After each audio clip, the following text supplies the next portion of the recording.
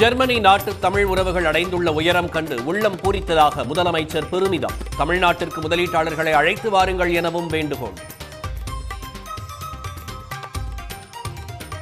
நீங்க சின்னதா பிசினஸ் செஞ்சுட்டு இருந்தாலும் உங்க தொழிலை தமிழ்நாட்டிலேருந்து தொடங்க முயற்சி பண்ண வேண்டும். பெரிய பெரிய நிறுவனங்களில் நீங்க வேலை செய்றீங்கன்னா உங்க நிறுவனத்தில் நம்ம தமிழ்நாட்டில் நிறைஞ்சிருக்கக்கூடிய வாய்ப்புகளை பற்றி எடுத்து சொல்லி நம்ம தமிழ்நாட்டில் இன்வெஸ்ட்மெண்ட் பண்ண மோட்டிவேட் பண்ணுங்க.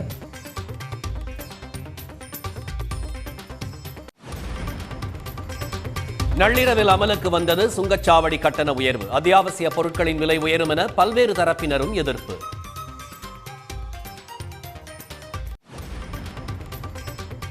சுங்க கட்டண உயர்வை மறுபரிசீலனை செய்ய வேண்டும். வியாபாரிகள், வாகன உரிமையாளர்கள் ஒன்றிய அரசுக்கு வலியுறுத்தல்.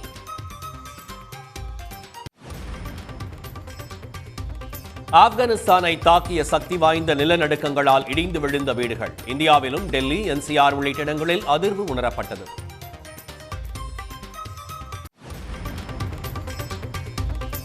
மேட்டூர் அணைக்கு நீர்வரத்து வினாடிக்கு 31,854 கனஅடியாக அதிகரிப்பு. அணையிலிருந்து 23,300 கனஅடி தண்ணீர் வெளியேற்றம்.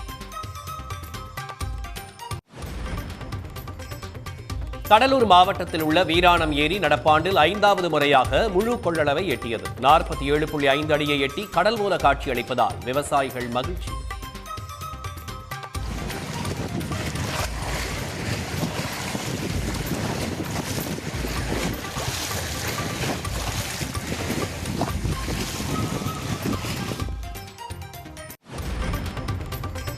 பெரியார், அண்ணா, திமுக பிறந்த செப்டம்பர் திராவிட மாதமாக கொண்டாடப்படும். திராவிட தலைவர்கள் 30 பேரின் வரலாறு AI தொழில்நுட்பத்தில் வெளியிடப்படும் எனவும் திமுக அறிவிப்பு.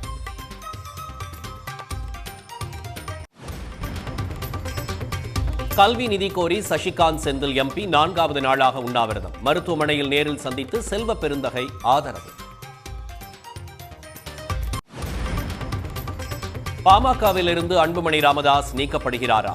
ராமதாஸ் தலைமையில் இன்று கூடும் பாமக ஒழுங்கு நடவடிக்கை குழு கூட்டத்தில் முடிவு.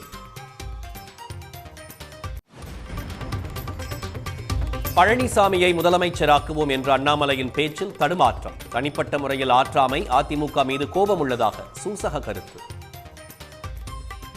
தெரியும், எனக்கு தனிப்பட்ட முறையில் கோபம் இருக்கு, ஆற்றாமை இருக்கு, வேற இடத்துல இருக்கு, திமுக இருக்கு. நான் கூட ஒரு திமுக அமைச்சரை பார்த்தாலும் கூட மரியாதை கொடுக்கக்கூடியவன் நான். அது வேற இது வேறங்கண்ணா. அதனால என்னை பொறுத்தவரை அண்ணாமலை என்கின்ற தொண்டன் கட்சி சொன்னதை கேட்டு செயல்படுத்திக் கொண்டிருக்கிறார்.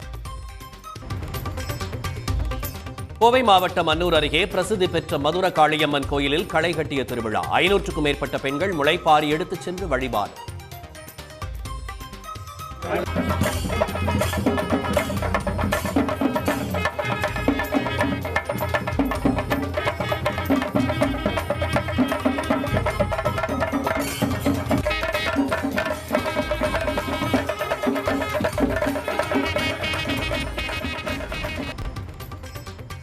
ஆகஸ்ட் போலவே செப்டம்பர் மாதத்திலும் கூடுதல் மழை பொழிவு. மேகவெடிப்பு, நிலச்சரிவு அபாயம் அதிகரிக்கும் என வானிலை மையம் எச்சரிக்கை.